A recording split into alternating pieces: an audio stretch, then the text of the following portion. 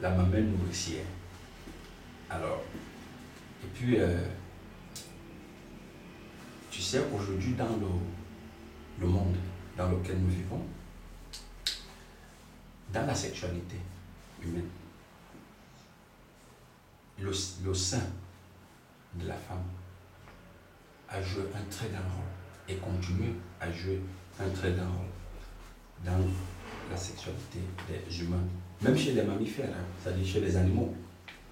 Tu vas voir que cette partie du corps des animaux, c'est-à-dire le sein, il est très important pour la suivi de l'espèce. Parce que quand tu regardes le sein, il est présenté comme la mamelle nourricière qui va entretenir la suivi de l'enfant. N'est-ce pas? Que ce soit chez les animaux, que ce soit chez l'être humain. Disons, sur tous les êtres, sur tous les mammifères, le sein est très important. Maintenant, quand tu entres dans l'espèce humaine, le sein de la femme aujourd'hui a été, regarde bien, elle est présentée comme le symbole d'identification primordiale du sexe féminin. Tu vois un peu? C'est-à-dire que le sein, parce que je ne parle pas du vagin, parce qu'il n'est pas trop visible.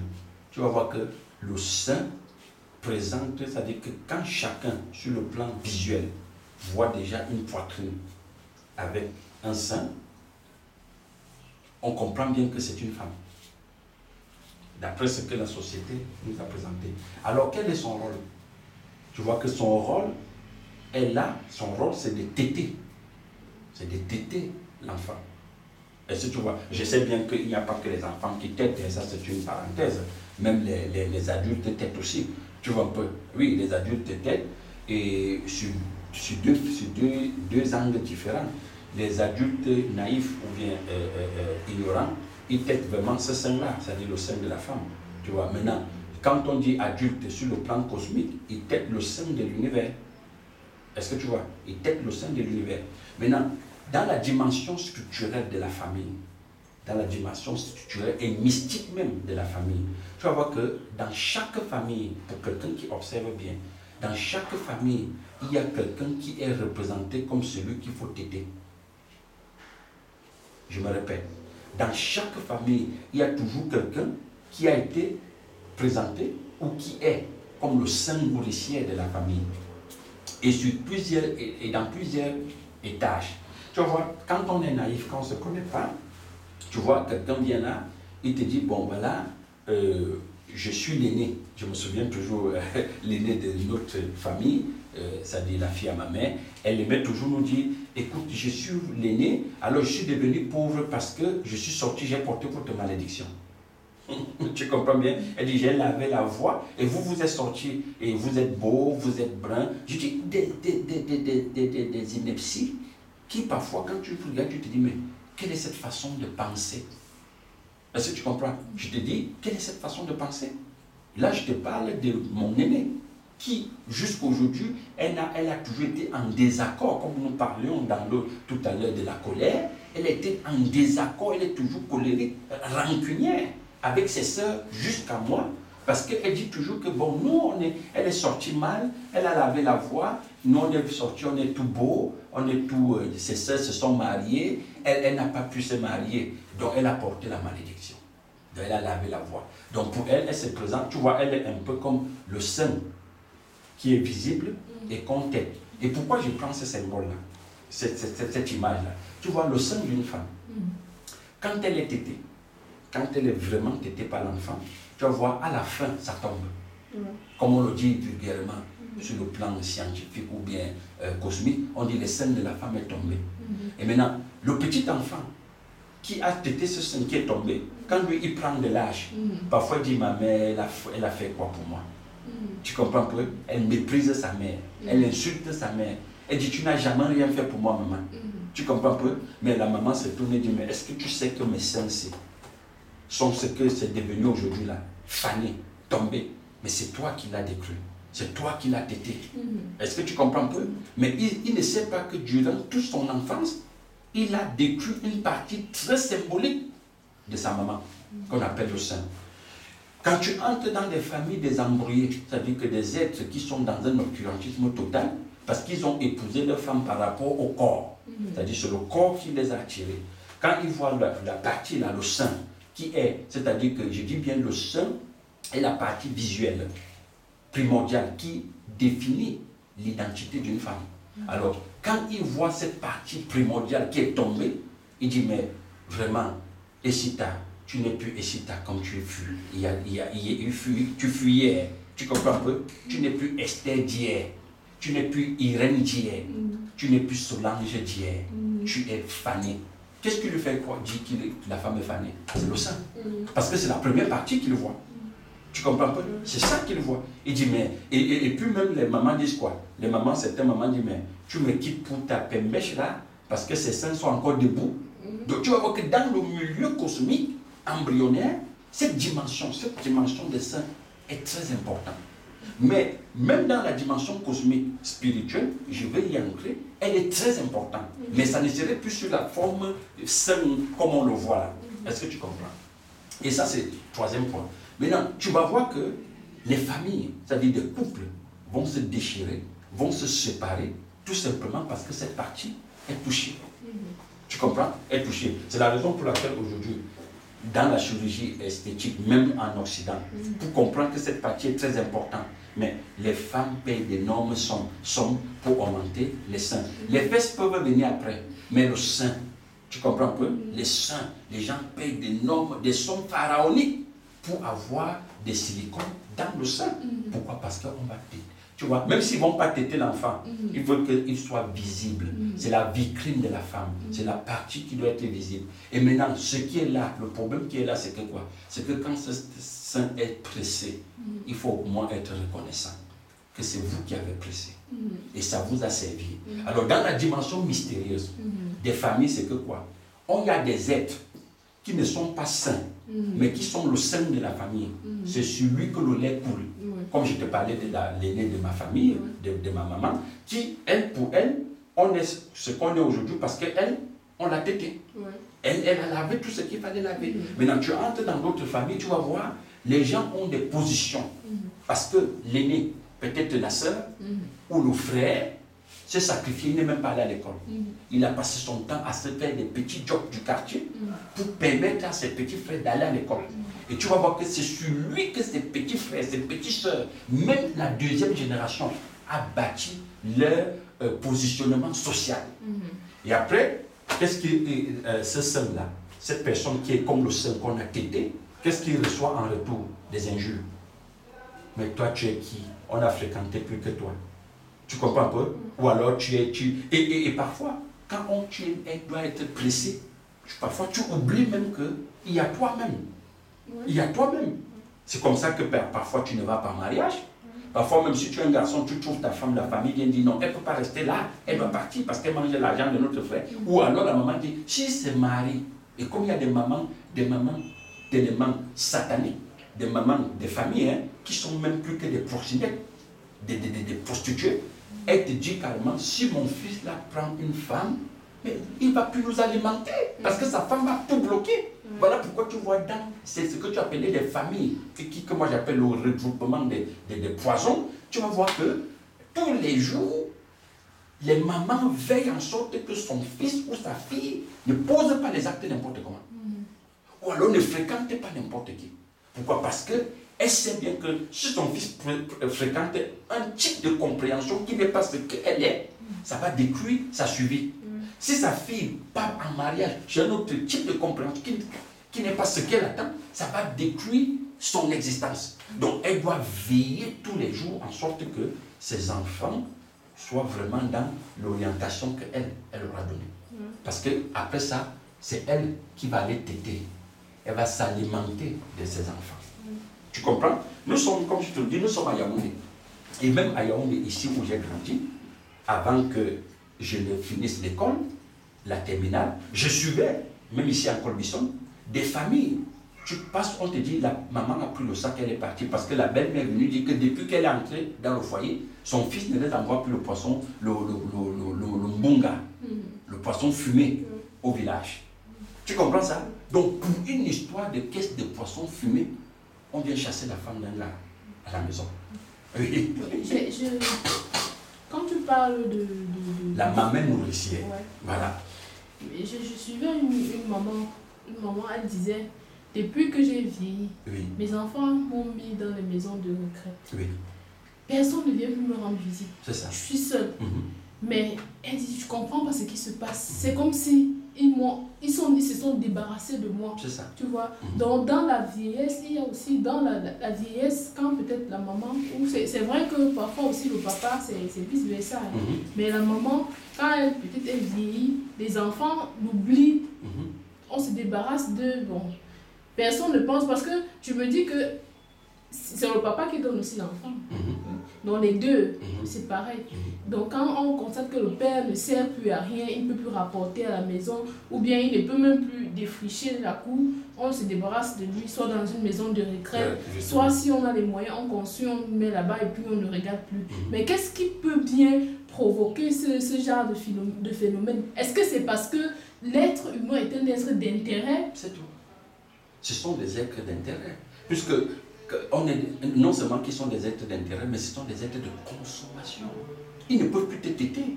Quand ton sein n'est plus prêt à alimenter la famille, mais on te met de côté. C'est pourquoi j'ai commencé par des exemples même matrimoniaux. Quand le sein de la maman tombe, mais les enfants ne savent pas que c'est ce sein-là qu'ils ont été pour être ce qu'ils sont aujourd'hui. Frère, s'il te plaît, est-ce que ça ne vient pas aussi du parent? Parce que quand on regarde certains parents qui n'ont pas la compréhension créatrice, quand je mets mon fils au monde, ou bien ma fille, il sera ministre.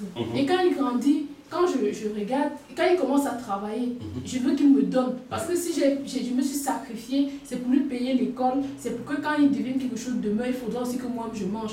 Est-ce que l'enfant ne te renvoie pas les vibrations que tu l'as renvoyé quand il était même dans le ventre? Parce que quand l'enfant est dans le ventre, quand on fait l'échographie, on est conscient que c'est un garçon ou c'est une fille. Directement, on a des projets. Je veux que ma fille soit comme ça. Je veux qu'elle soit avocate. Tout ça. Après, quand elle grandit, tu l'envoies dans une école d'avocate et puis tu te sacrifies pour qu'elle soit avocate.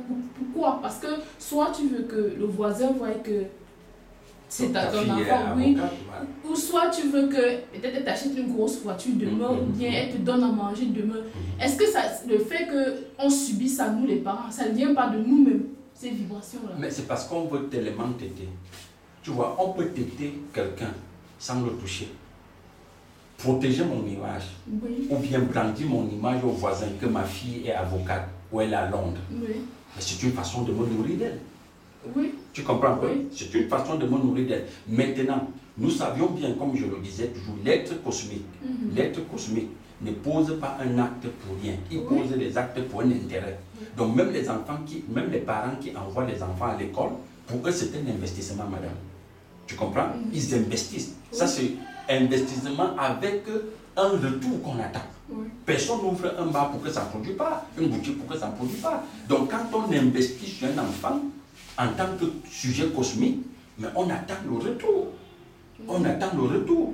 Donc tu comprends un peu? Donc c'est de ça que je dis. Donc maintenant je disais que dans toutes les familles du monde, tu vas voir qu'il y a toujours un qui a été tellement tété que tout le reste.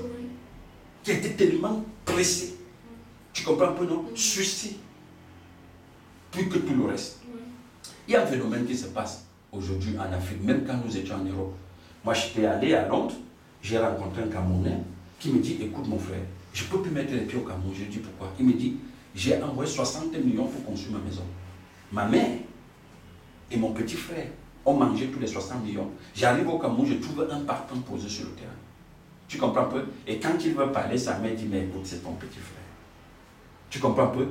Et lui, il a toujours il dit, j'ai l'impression que moi, on m'a sacrifié. Moi qui te parle, quand j'étais en Europe, j'ai un jour dit à un enfant, à la fille de ma mère, que j'ai comme l'impression que je suis mort au Cameroun, mon esprit se retrouve au Cameroun, en Europe. Parce qu'il faut toujours envoyer l'argent.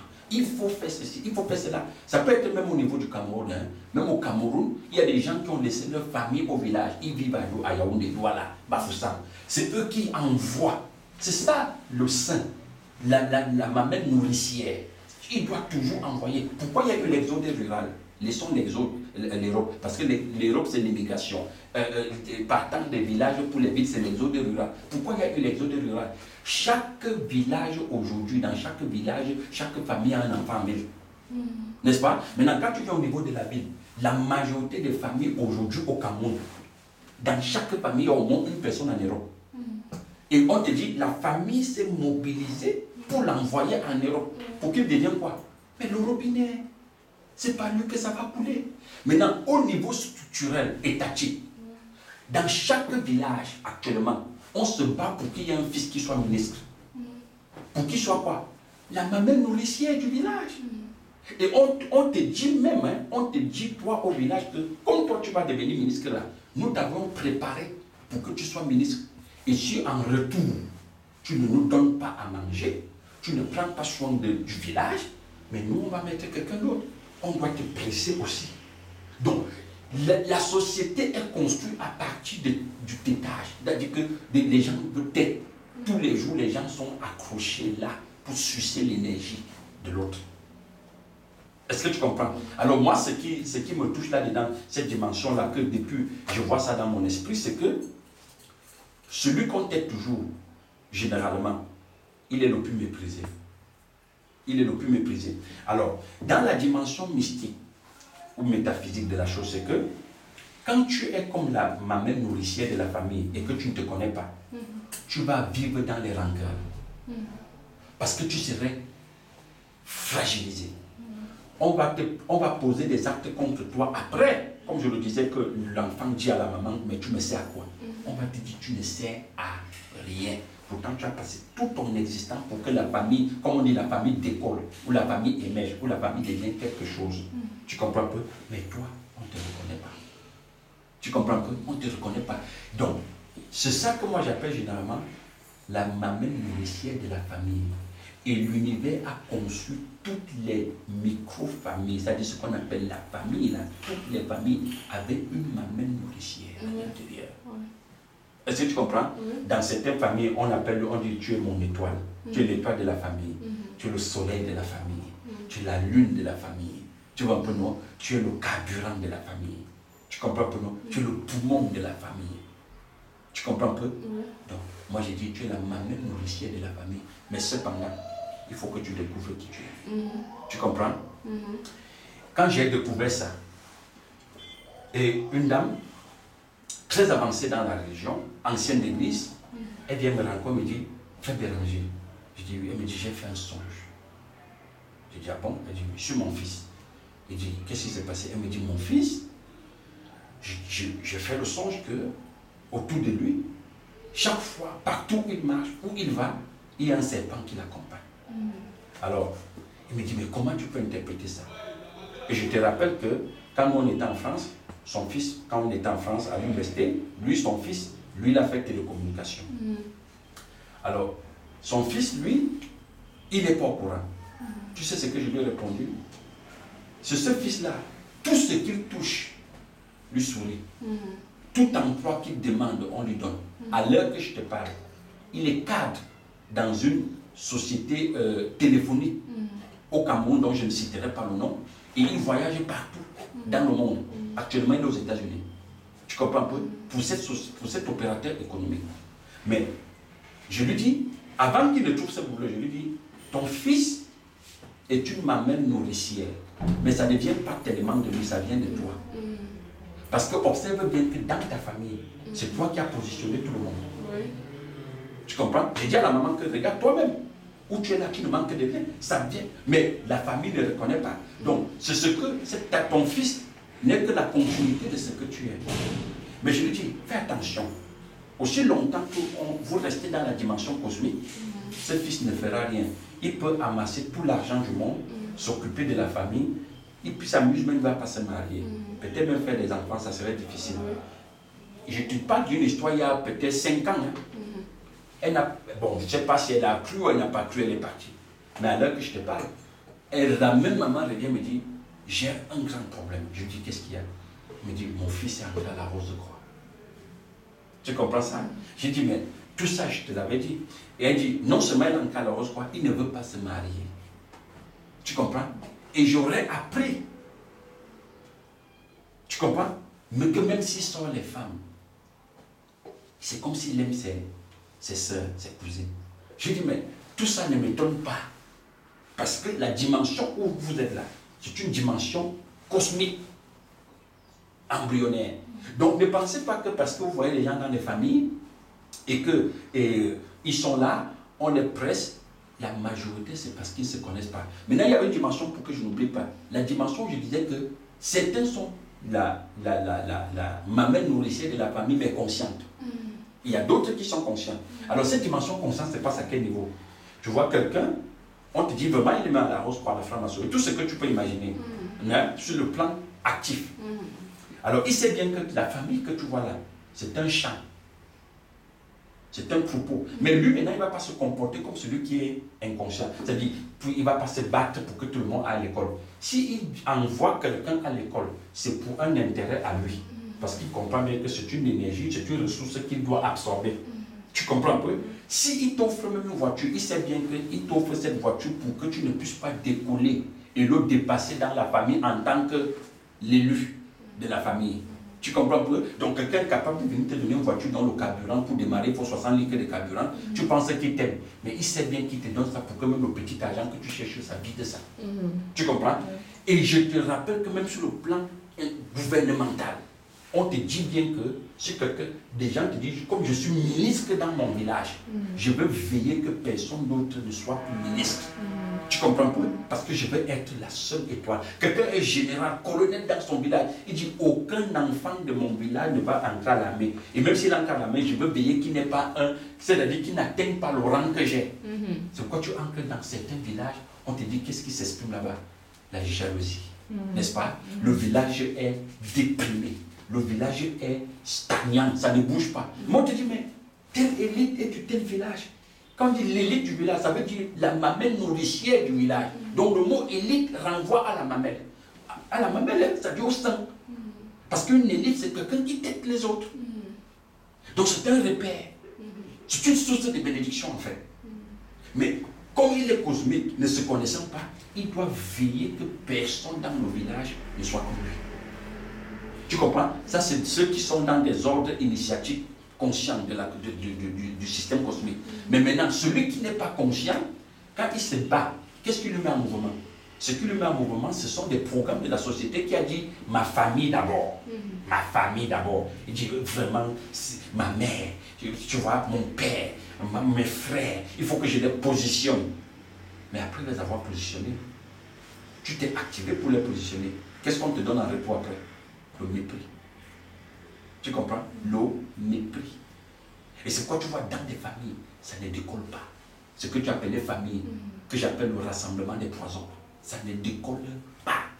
Comme tel est mort, on dit, ben voilà, son fils là, je ne peux pas m'engager pour l'aider, parce que je ne veux pas qu'il vienne de passer mon fils. Tu comprends? Même si je le prends à la maison, il faut qu'il soit domestique. C'est lui qui doit laver les habits de mes enfants, c'est lui qui doit être, il devient domestique à la maison. Donc c'est ça le problème. Chaque famille aujourd'hui, c'est-à-dire que pour dire, dans l'univers aujourd'hui, les humains traversent des vibrations qu'ils n'arrivent pas à comprendre ce qui se passe. Tu comprends un peu?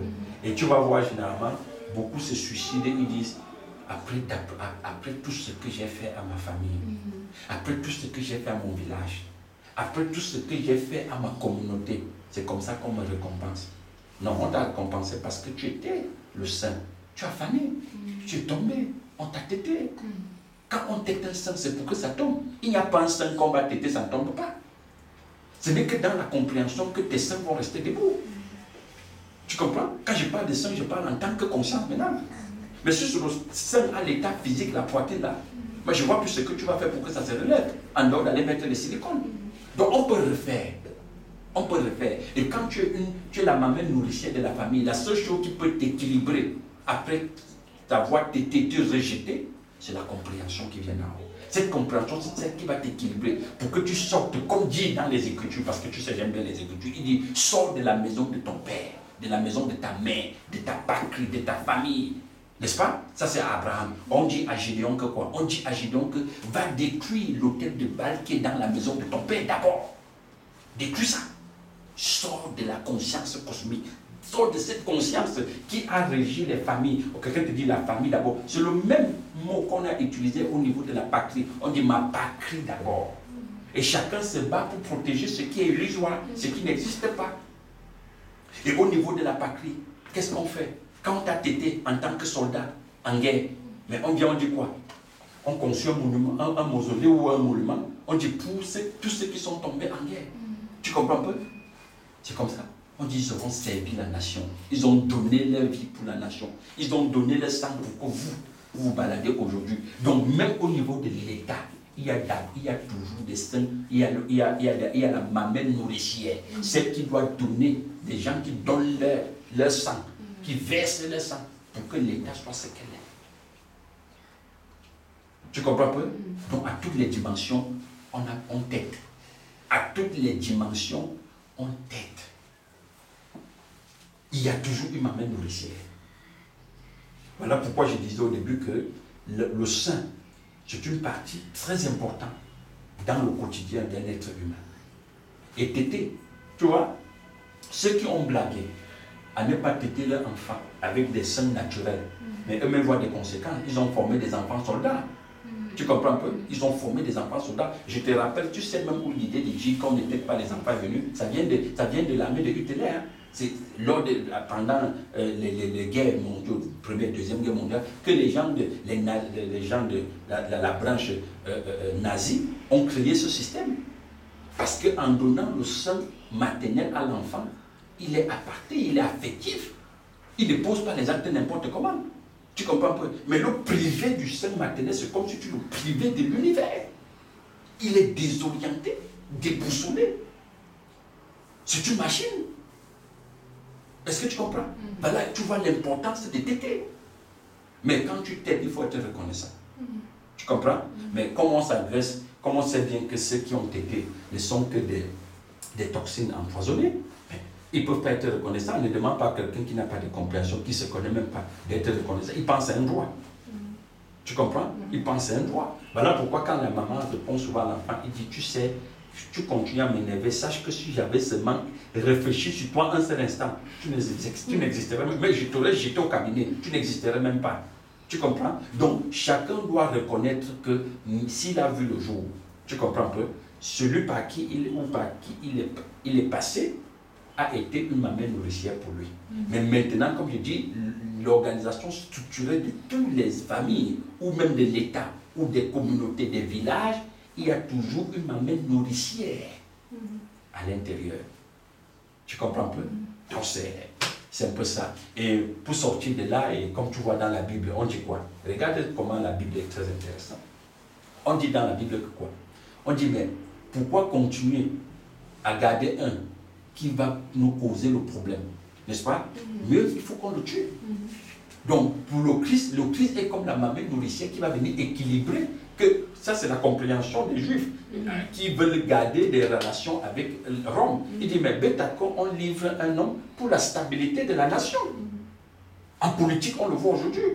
Tu comprends un peu? On te dit, mais on le sacrifie pour la stabilité de la nation. Bon, maintenant, vous êtes sûr qu'en le sacrifiant, vous avez stabilisé la nation?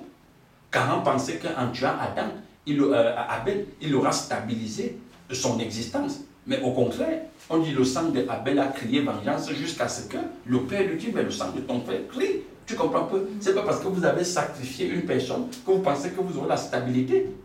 Il faut savoir que celui qui a versé son sang, celui qui a été tété, celui qui a été, c'est-à-dire pressé, celui qui a donné son existence pour vous, il faut être reconnaissant. Alors, comme la reconnaissance n'est pas mécanique, tu comprends un peu? On ne peut pas dire à quelqu'un qui est inconscient, à un être cosmique qui vibre au niveau du bas astral, d'être reconnaissant, parce que la reconnaissance vient toujours de, comme je le disais, ça fait partie des vertus et des caractéristiques du Créateur. Oui, ça fait partie des vertus et des caractéristiques du Créateur. Tu comprends pas? Ne demande pas à quelqu'un qui est empoisonné, à un poison, de jouer le rôle du sucre. Le poison ne peut pas jouer le rôle du sucre. Il joue le rôle du poison. C'est ça. Ça veut dire qu'on ne peut rien faire sans la compréhension. On ne peut rien faire sans la compréhension. Voilà pourquoi même aujourd'hui, même le nouveau ordre mondial dit que ce monde-ci ne peut plus avancer s'il n'y a pas un nouveau ordre mondial qui est installé. Tu comprends un peu? Alors moi je ne dis pas comme ça. Ce que je dis, c'est que nous ne pourrons jamais être équilibrés, comprendre le fonctionnement de l'univers et vivre dans la paix si notre structure identitaire intérieure n'a pas été absorbée. La mort doit être absorbée et faire place à la vie. C'est ça.